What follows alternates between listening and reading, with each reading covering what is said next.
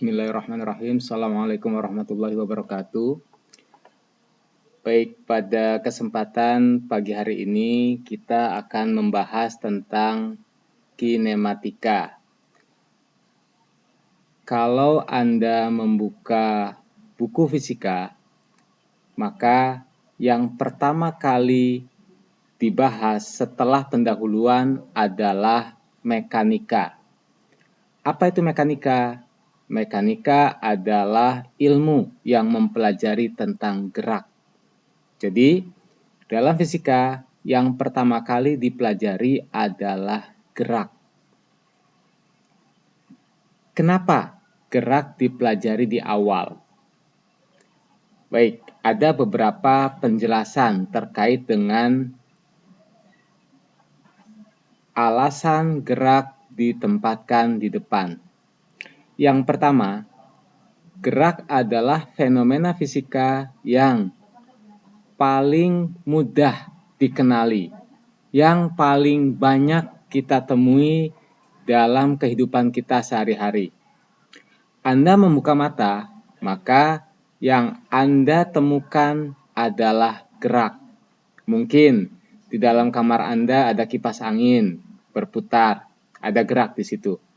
Bahkan ketika Anda menyibak selimut Anda ketika Anda bangun, itu sudah merupakan gerak. Itu yang pertama. Jadi, alasan yang pertama adalah karena gerak adalah fenomena fisika yang paling mudah ditemui di sekitar kita. Yang kedua, gerak merupakan dasar bagi fenomena-fenomena fisika yang lain. Contoh yang paling mudah. Anda sebagai seorang calon ahli media di bidang analisis kimia, di bidang penjaminan mutu industri pangan, pengelolaan limbah industri, dan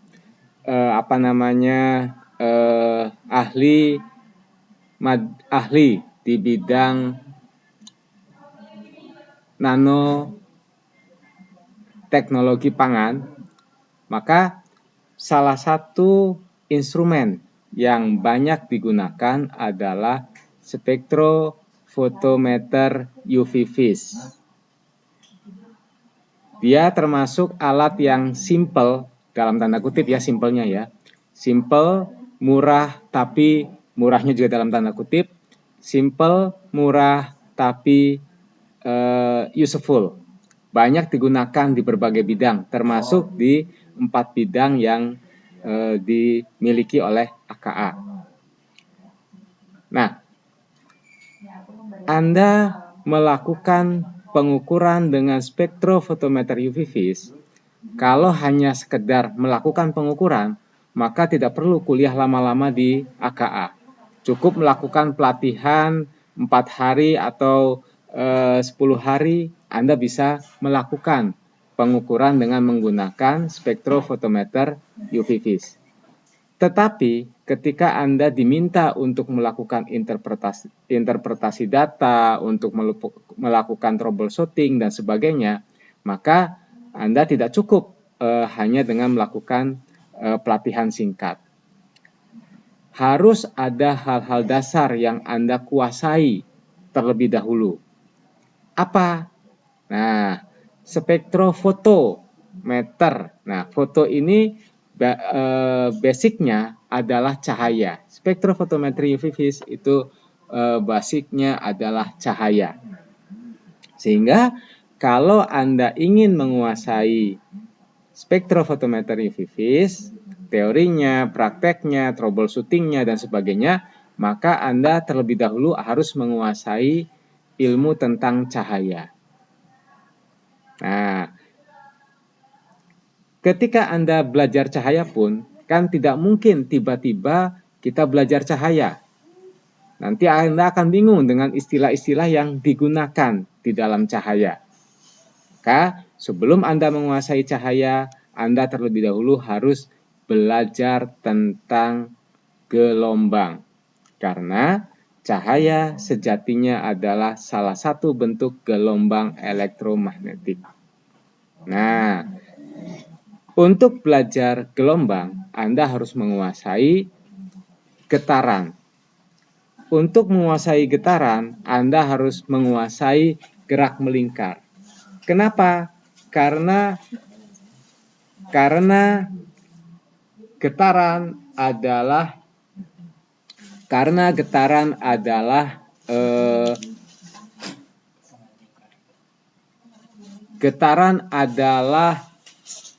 bayangan dari gerak melingkar.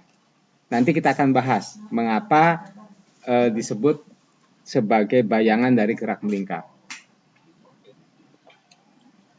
Nah, apa itu gerak melingkar? Gerak melingkar adalah gerak lurus yang selalu berubah arah. Nah, mungkin Anda akan bertanya, kenapa kok gerak melingkar disebut sebagai gerak lurus yang berubah arah? Gerak lurus kok berubah arah gitu ya.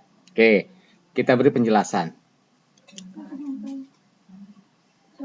Gerak itu ada yang namanya kecepatan. Gerak ada yang namanya kecepatan. Kecepatan adalah besaran vektor. Apa itu besaran vektor?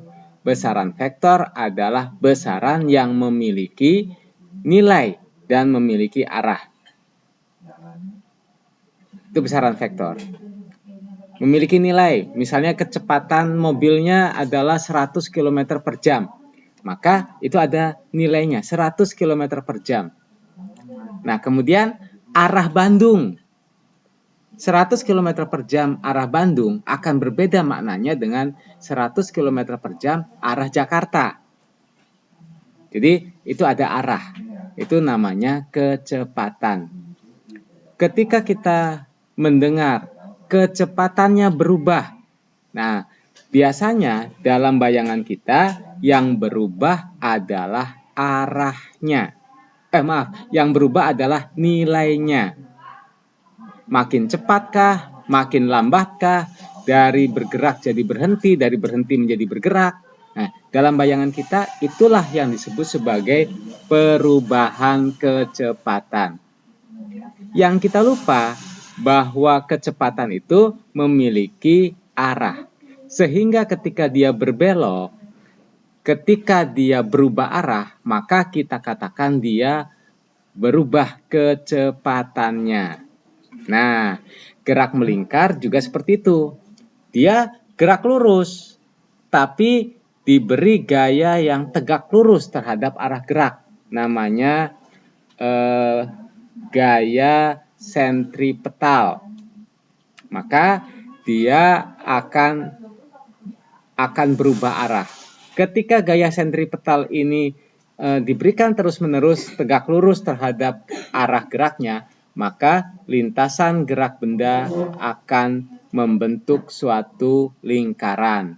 Nah, itulah kenapa dia disebut sebagai kenapa gerak melingkar disebut sebagai gerak lurus yang selalu berubah arah. Nah, kita memahami itu dari mana? Dari bab GLBB, gerak lurus berubah beraturan. Yang berubah apanya? Dalam hal ini yang berubah adalah kecepatannya. Atau lebih spesifik, yang berubah adalah arahnya. Nah, GLBB. Sebelum kita membahas perubahan kecepatan, maka kita harus kenal dulu gerak yang paling dasar, yaitu gerak lurus beraturan. Itu adalah gerak yang paling sederhana. Gitu ya. Jadi, Anda bisa perhatikan. Materi-materi dalam fisika itu ada yang dapat langsung diaplikasikan. Seperti cahaya.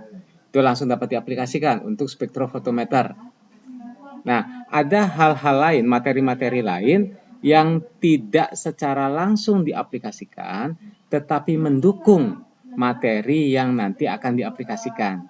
Sehingga meskipun judulnya adalah fisika terapan, kita tidak bisa serta-merta membuang kinematika, membuang dinamika. Meskipun sepintas itu tidak digunakan, tapi dia mendukung materi-materi lain yang nanti akan digunakan. Apakah cahaya saja? Tidak. ada kelistrikan. Ketika nanti Anda ketemu dengan GCMS, gas kromatografi mass spektroskopi. Nah, di mass spektroskopinya ini nanti kita ketemu dengan suatu partikel bermuatan. Nah, partikel bermuatan berarti kita ngomongin listrik statis. Ditembakkan. Nah, ketika ditembakkan berarti kita sudah membicarakan listrik dinamis. Ditembakkan melewati suatu medan magnet, tegak lurus terhadap medan magnet, maka dia akan mendapatkan gaya Lorentz. Nah, nanti kita akan bahas di materi setelah UTS, gitu ya. Itu dipakai gaya Lorentz.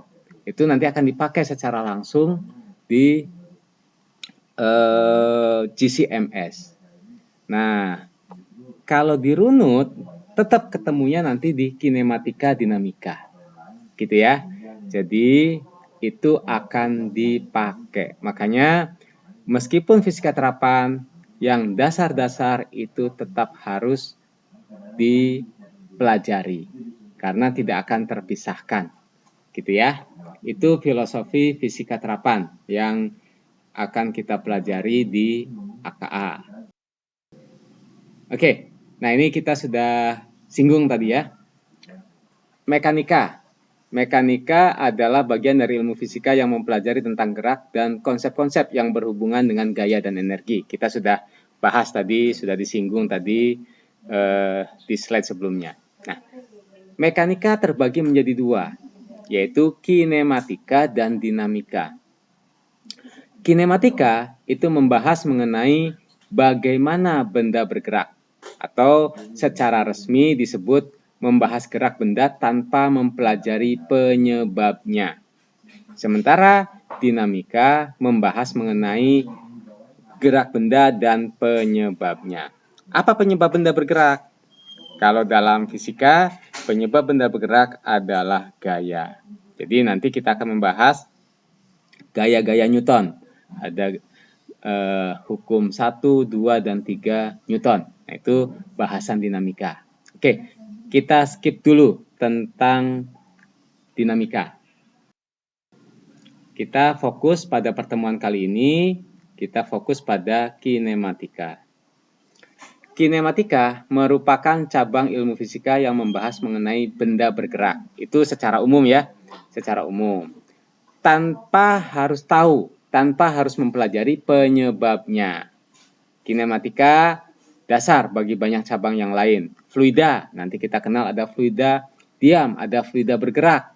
Nanti ketika kita membicarakan fluida bergerak, maka kita nanti akan ketemu dengan viskositas dan seterusnya. Nah, viskositas banyak dibahas di industri pangan, gitu ya. Viskositas banyak di industri pangan.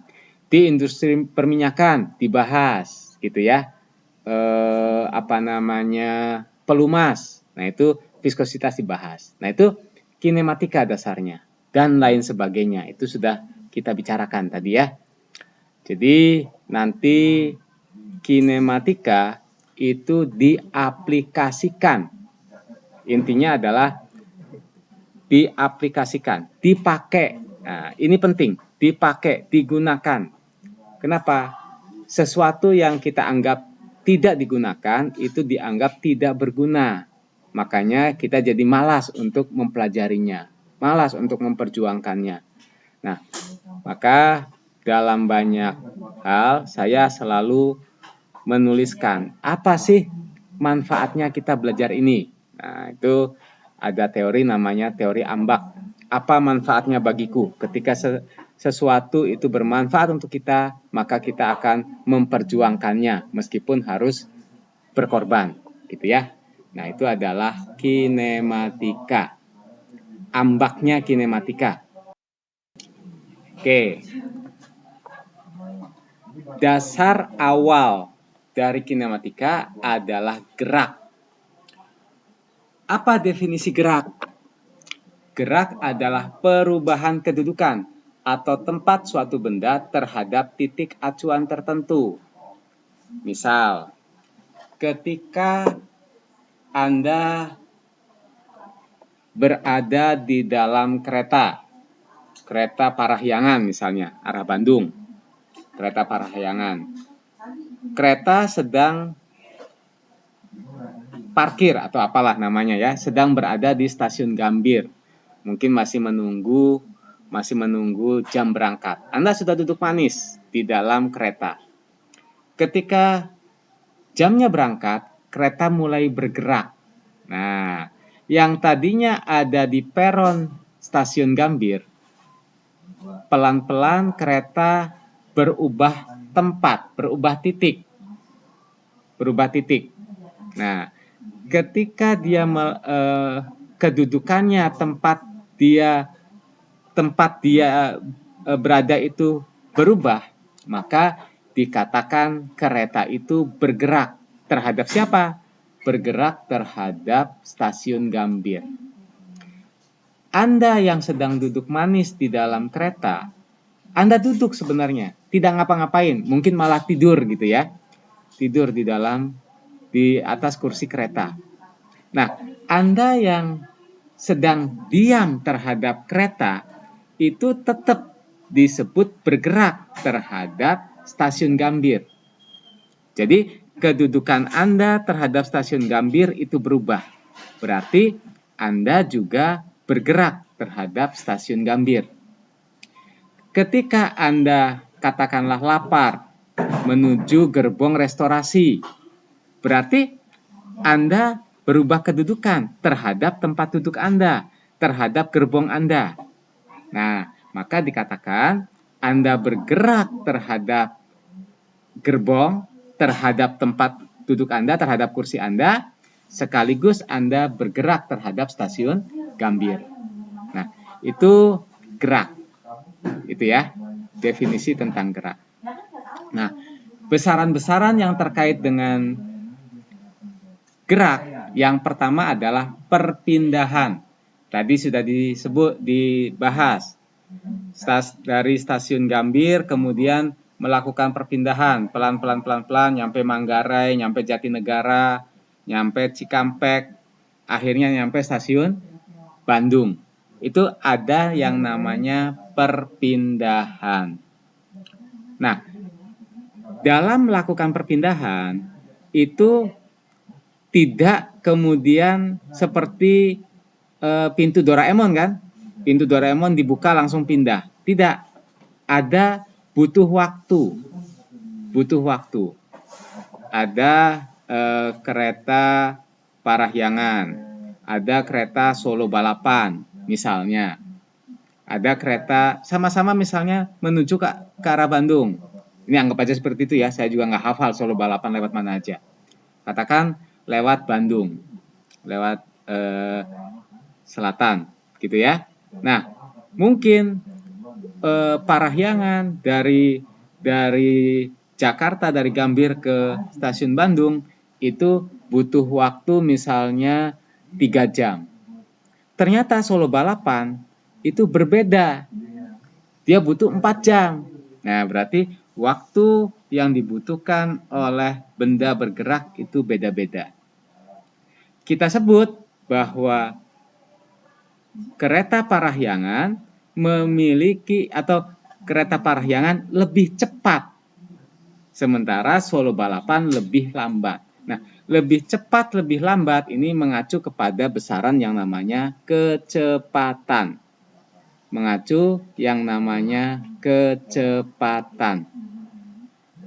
Nah, berikutnya ada yang disebut percepatan. Oke, apa itu kecepatan? Kecepatan adalah perubahan waktu yang dibutuhkan untuk melakukan perpindahan. Nah, ketika kereta masih di Gambir, dari diam ke bergerak, itu kan tidak ujuk-ujuk cepat kan? Pelan dulu dia.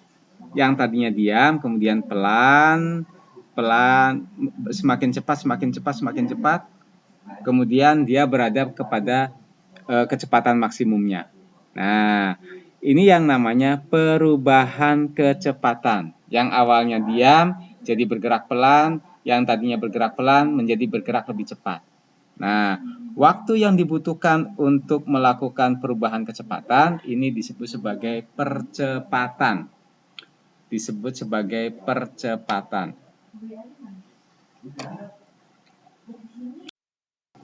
Oke, jadi kita kenal ada 4 ya. Ada 4 besaran yang terkait dengan kinematika. Nah, kita bahas dulu. Apa itu perpindahan? Perpindahan didefinisikan sebagai perubahan kedudukan atau perubahan posisi benda terhadap titik acuan. Tadi sudah dibahas. Si kereta berubah titik acuan dari titik Gambir mendekati ke Manggarai misalnya gitu ya. Nah, itu perpindahan. Tadi juga kita sudah singgung bahwa perpindahan merupakan besaran vektor. Nanti ada jarak yang mungkin kita confuse antara perpindahan dengan jarak.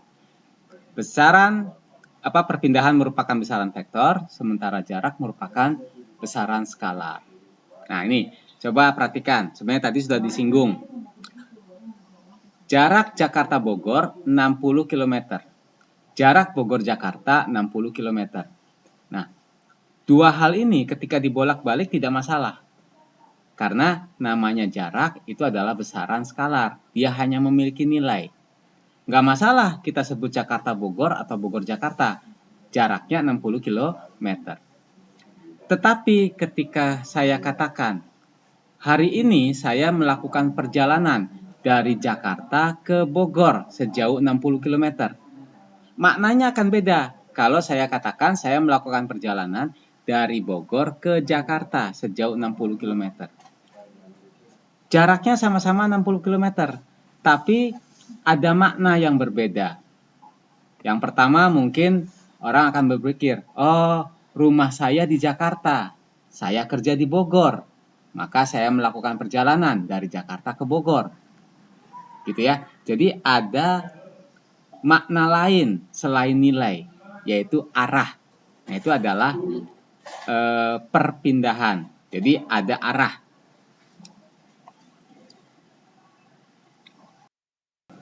Nah, yang kedua, kecepatan.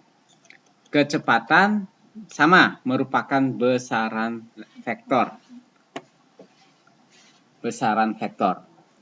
Jadi, menunjukkan perpindahan yang dapat dilakukan dalam tiap satuan waktu. Oke. Nah, kalau perpindahan itu skalarnya adalah jarak, kalau kecepatan skalarnya adalah kelajuan. Kelajuan. Gitu ya. Kecepatan itu vektor, sementara kelajuan itu adalah skalar. Gitu ya. Oke. Nah, bagaimana kita menghitung kecepatan suatu benda? Oke. Anda bayangkan. Misalnya saya ditanya, Pak, Bapak tiap pagi dari rumah ke kampus itu berapa kecepatannya? Nah, ketika kita ditanya seperti itu, maka kita tinggal menghitung. V sama dengan S per T, di mana V adalah kecepatan, S adalah perpindahan yang dilakukan oleh benda, sementara T adalah waktu yang dibutuhkan untuk melakukan perpindahan tersebut. Nah, kalau kembali kepada pertanyaan tadi, maka saya tinggal menghitung berapa jarak yang saya tempuh atau berapa perpindahan yang saya lakukan. Perpindahan yang saya lakukan dari rumah ke kampus misalnya 15 km. Berapa waktu yang saya butuhkan? Sekitar 30 menit, setengah jam. Maka saya hitung 15 per setengah. Berarti waktu kecepatan yang saya lakukan adalah 30 km per jam. 30 km per jam.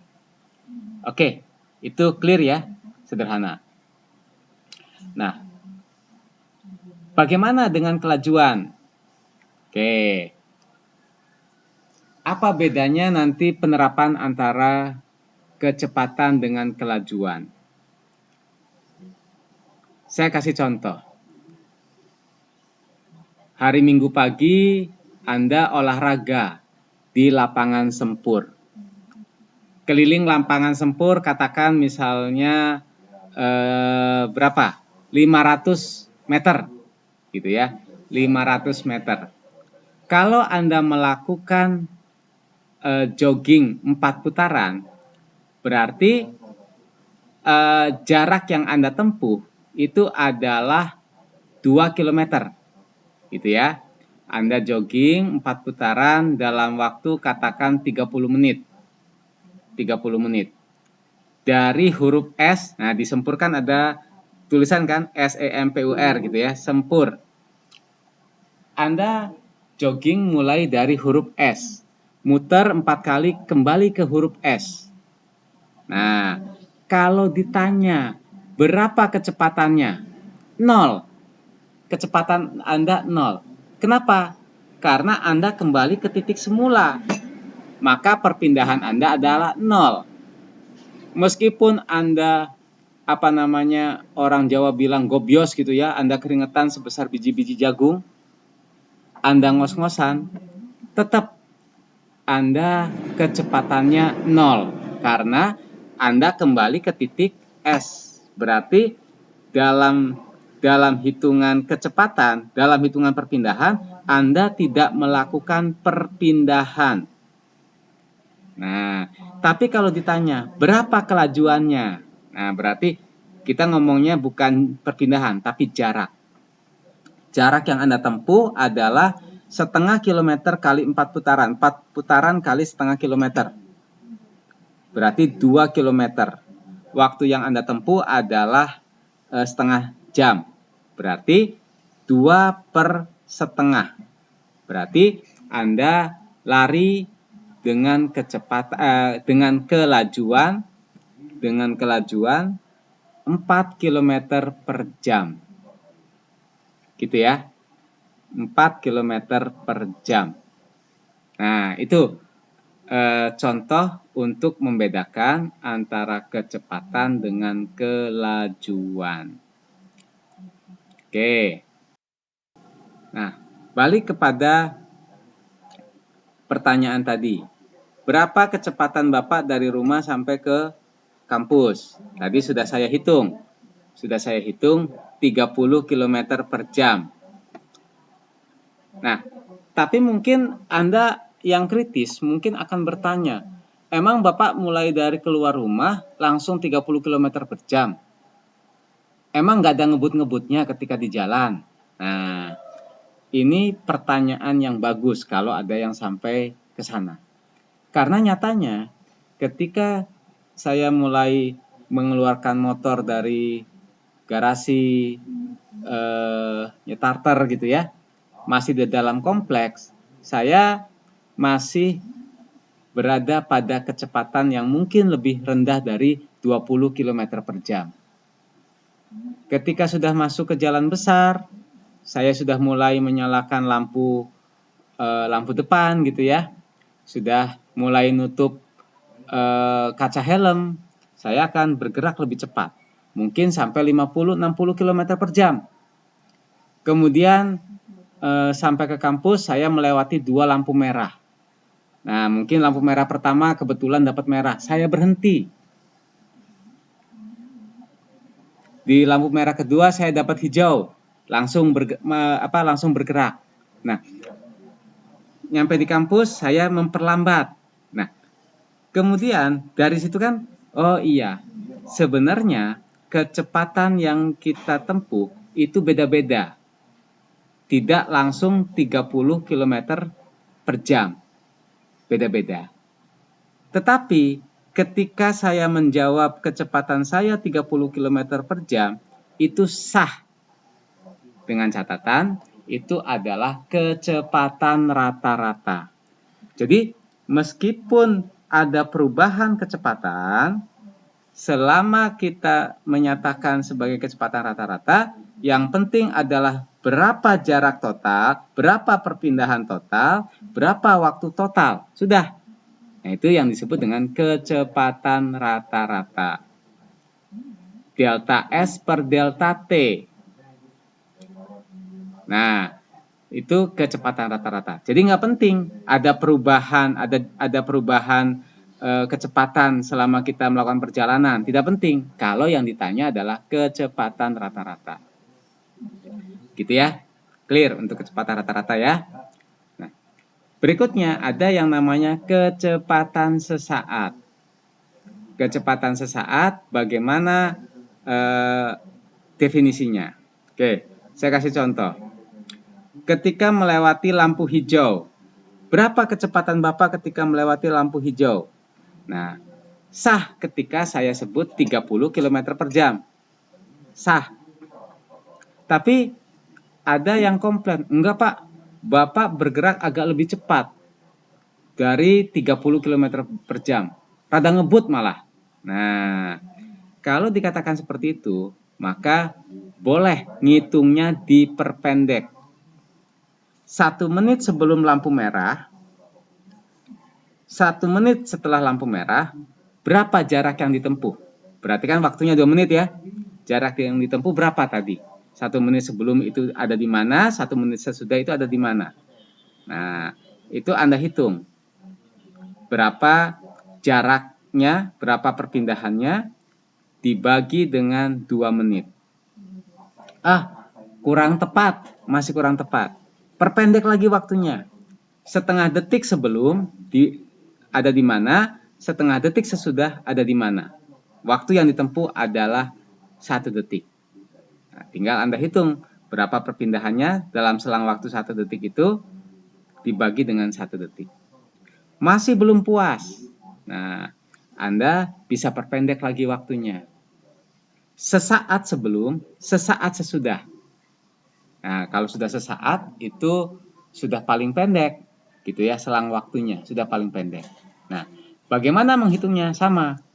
V sesaat sama dengan delta S per delta T dengan delta T mendekati 0 karena sesaat. Atau kita sebut sebagai limit delta T mendekati 0 untuk delta S per delta T. Atau dalam matematika ini disebut sebagai ds per dt. Turunan pertama S terhadap T. ds per dt. Oke. Berikutnya adalah percepatan. Apa itu percepatan? Perubahan kecepatan persatuan waktu. Si A pagi-pagi keluar dari kosan menuju kampus. Santai, pengen menikmati waktu. Toh berangkatnya juga masih pagi. Tidak diburu waktu. Santai. Misalnya bergerak dengan kecepatan 5 meter per detik. Kemudian Anda si A ini melihat ada si B di belokan sana, ngelihat ada si B. Wah, lumayan nih kalau bisa bareng si B. Bisa ada teman ngobrol sampai ke kampus. Nah, apa yang Anda lakukan? Nggak mungkin kan Anda bergerak lambat. Nanti kalau Anda lambat, tentu saja si B sudah nyampe kampus, Anda belum sempat membersamainya. Nah, yang harus dilakukan si A adalah mempercepat yang tadinya hanya 5 meter per detik, bergerak menjadi 10 meter per detik, supaya bisa membersamai atau nyalip si B, gitu ya. Yang nggak nyalip sih, untuk menyusul. Nah, menyusul lebih tepat ya, untuk menyusul si B. Nah, tentu kita tidak mungkin ujuk-ujuk dari 5 meter per detik menjadi 10 meter per detik. Butuh waktu. Nah, waktu yang dibutuhkan makin pendek waktunya, maka kita katakan percepatannya lebih tinggi dan sebaliknya. Nah, untuk mendapatkan percepatan yang tinggi itu butuh effort yang besar. Butuh effort yang besar, butuh usaha yang besar.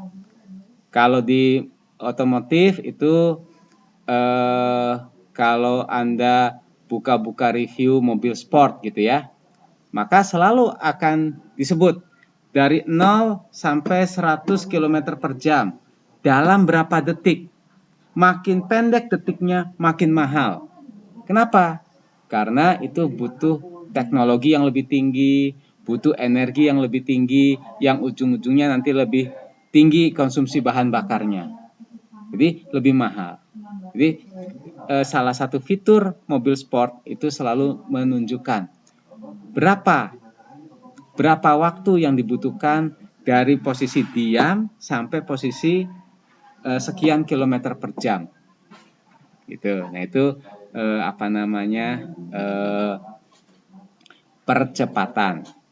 Nah, nanti ada percepatan sesaat, definisinya sama seperti definisinya mirip seperti ketika kita membahas kecepatan sesaat.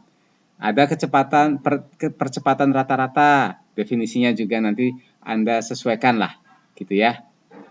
Jadi supaya Anda ada mikirnya sedikit. Nah, S sama dengan V kali T. V-nya kita ganti dengan V0 X atau V0 cos alpha. Ini semua V0 kita ganti dengan V0 sin alpha. V0 sin alpha. Nah, sudah selesai. Persamaan yang kita gunakan tetap persamaan yang ini. Tidak perlu ada